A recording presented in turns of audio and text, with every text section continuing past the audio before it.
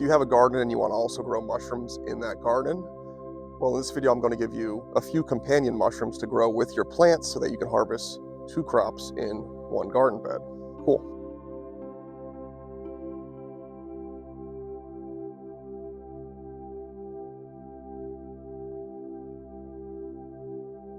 So my favorite mushroom to grow in my garden with other plants is wine caps.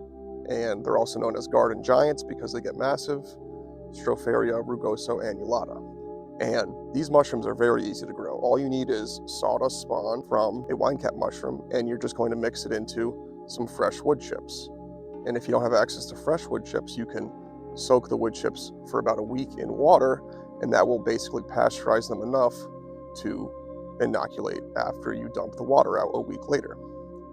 And these mushrooms are very aggressive, they're fast growing, and they produce great compost for your plants. Mycelium of the wine cap mushroom will also attract earthworms, so you'll basically get even better soil for your plants. And then you'll get the wine cap mushrooms in the spring and the fall, depending on your climate, but in zone 6 where I live, it's usually about May and October. So those 2 months are generally when I see the wine caps fruiting in my garden. And there's really nothing to do besides kind of keep it moist during those seasons when it will fruit, so you'll get more mushrooms out of your wine cap wood chips. And you can also just take the colonized wood chips and spread it out into other wood chips, and it'll just keep spreading all over, and you don't have to buy it after the first year.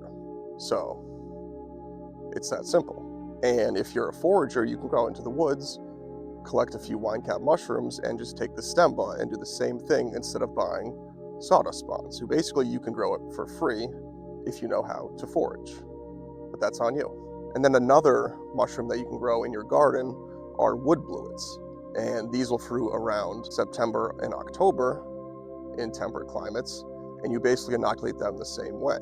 So even if you don't eat mushrooms, growing them will help produce better soil for your plants.